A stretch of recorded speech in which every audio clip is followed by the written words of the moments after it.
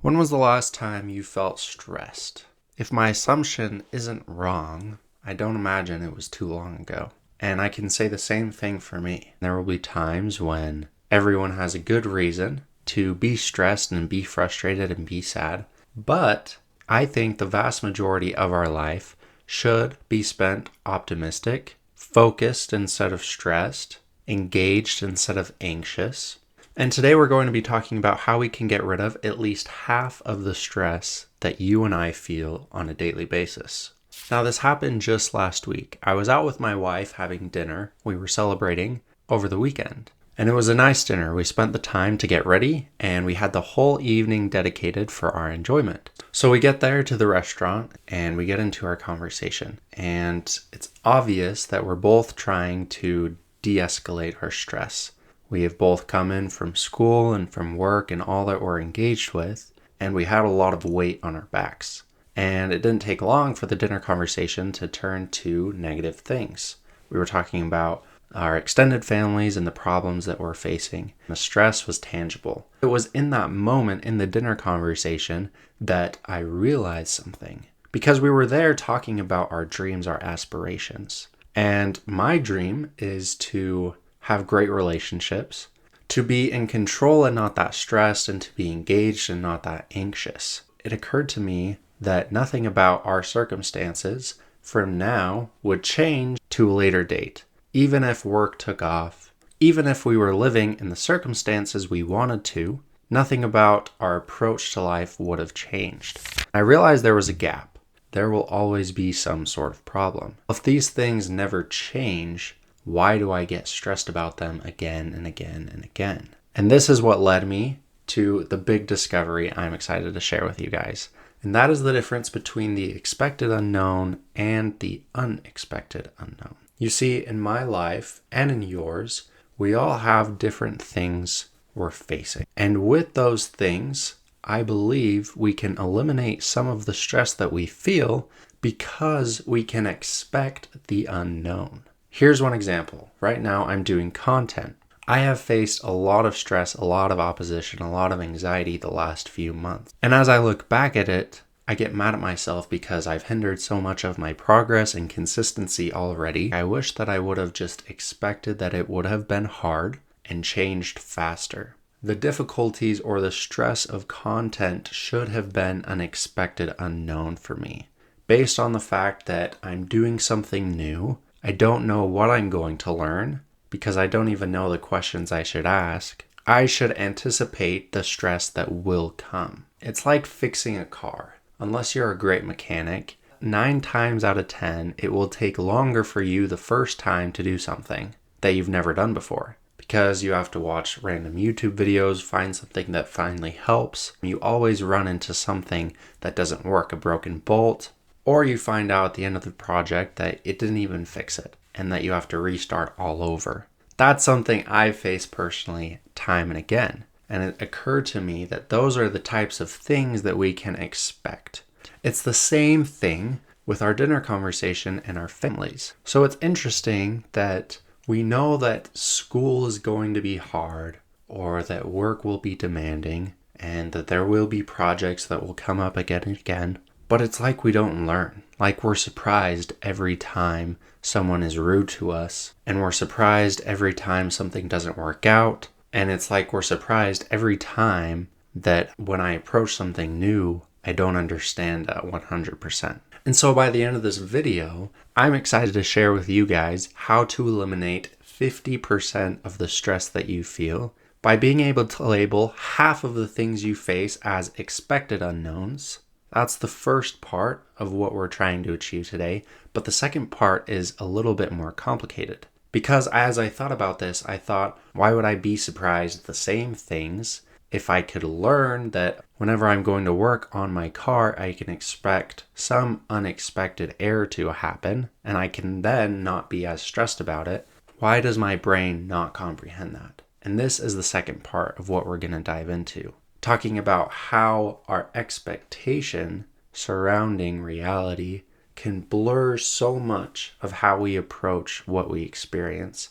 that it even blinds us to the point of avoidance. When I made this realization in the dinner conversation with my wife, we were able to redirect ourselves and focus on having an enjoyable night, leaving the stress and anxiety behind. I took some notes on my phone, and since then I've been doing some research that has led me here to this conversation. We can put our stress into two categories. That is the expected unknowns and the unexpected unknowns. Here are some characteristics of the two.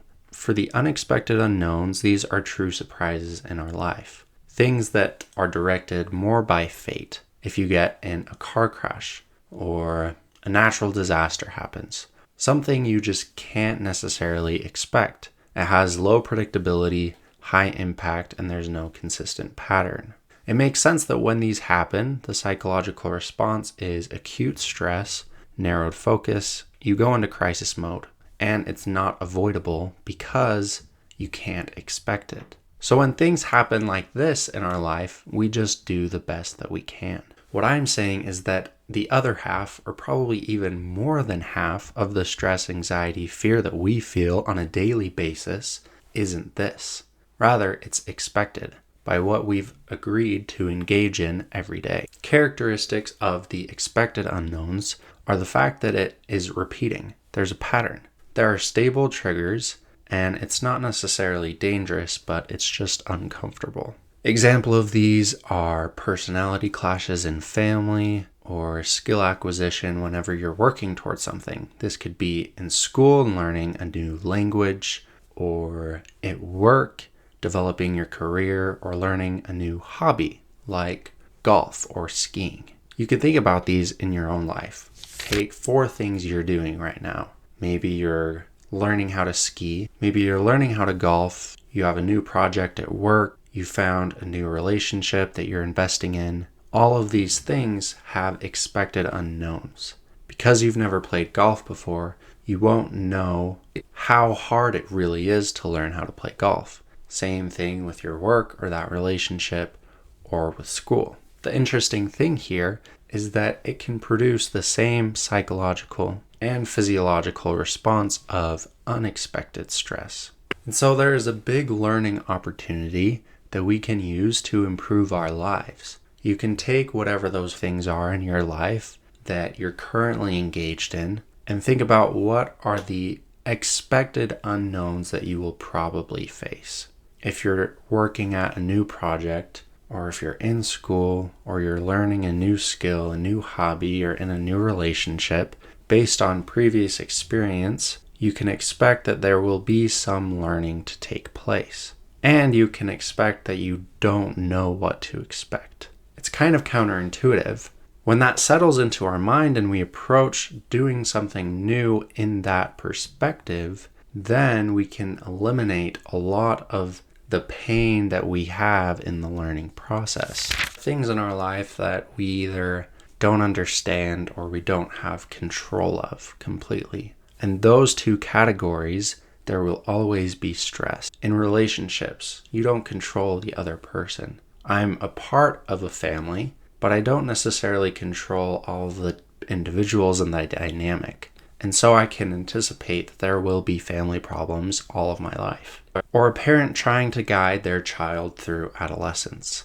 You know that it's a difficult time. You know that your child will probably go through something. And so instead of going through that so heavy and anxious and stressed all the time, that can be anticipated. You can leave that behind and then you can move forward in a agentic, productive way. So that's when we face things we don't have control of. The other thing is when it's unknown. That's anything we're doing that's new. If you're starting a business or you're working on a project for work, anything you're doing that you haven't done before, or like working on my car, I can expect something to go wrong. I can expect to be learning something. And instead of getting stressed about that, I can just learn. So that is the big first lesson that hopefully shifts our perspective and approach to the stress and anxiety that we feel.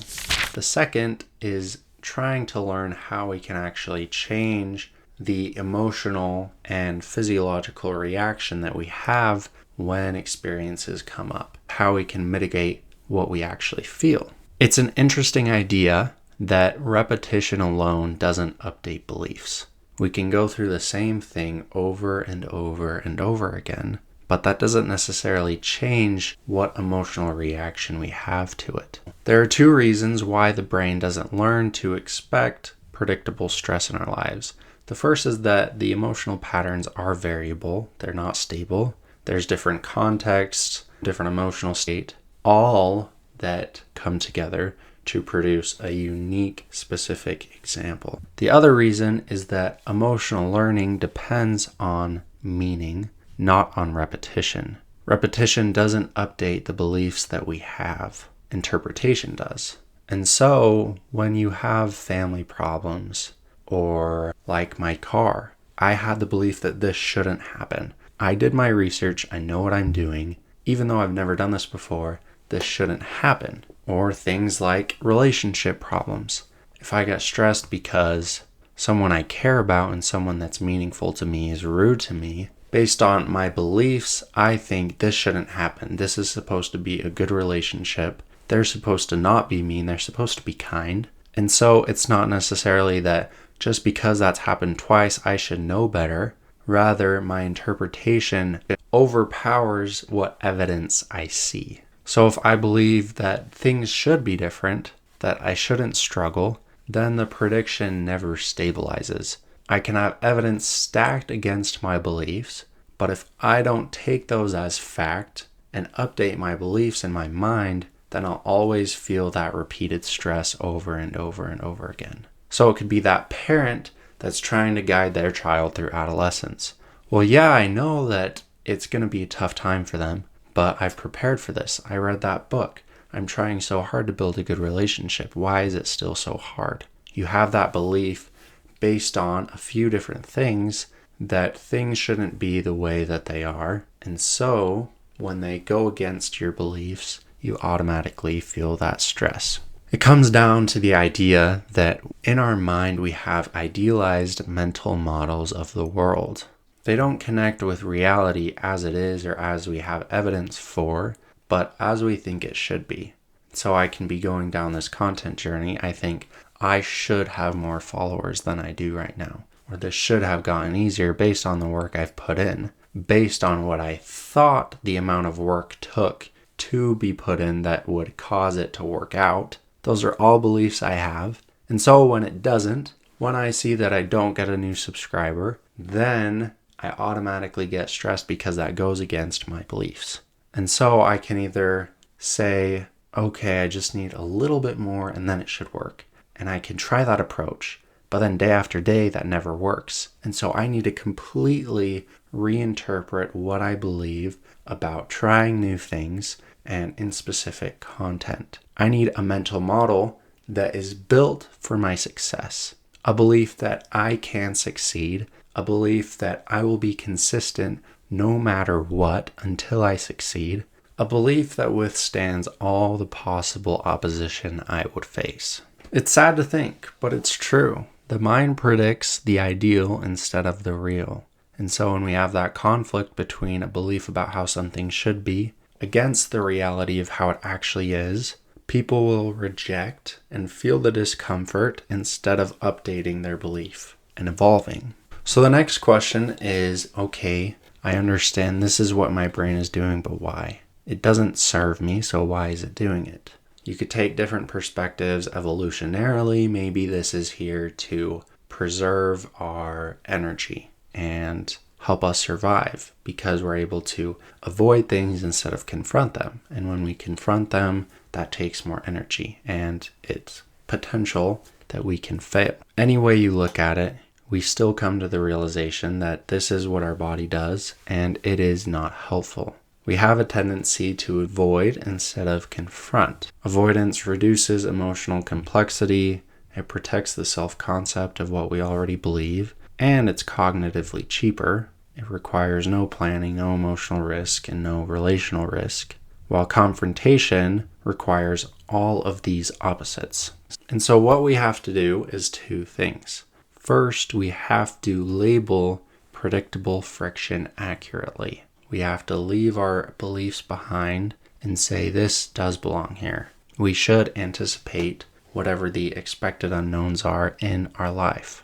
And then the second is a much harder process, but a very important process. And that is that we should normalize discomfort as a process signal, that we need to become comfortable in the uncomfortable. And this is very hopeful because it's something we have full control over. And it's something our brain and body are actually built to help us out with. You see, the physiological symptoms, whatever happens in your body, is the same when you feel anxiety and when you feel excitement. It's just a matter of reinterpreting.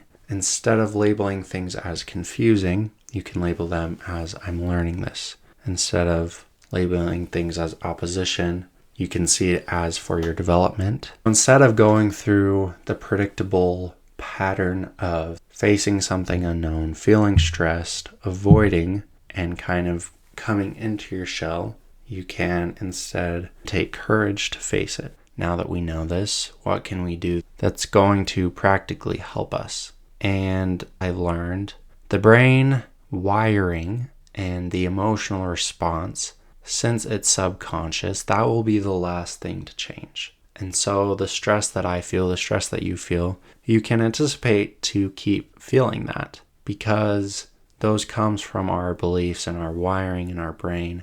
That's hard to change.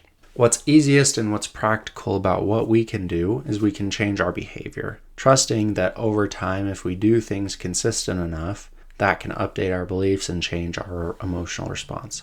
Because what we're aiming for is courage, engagement, agency, confidence, a sense of control, instead of fear, anxiety, despair, all of those terrible things that we feel so commonly. And so that's what we're aiming for, but that is a little bit far away. And so what we have to do right now is we have to practice courage in order to feel it. And so we can have micro confrontations, little small learning experiences, where the next time I work on my car, I can tell myself, okay, I can anticipate that something will go wrong. Something probably will go wrong, and I'll still feel stressed.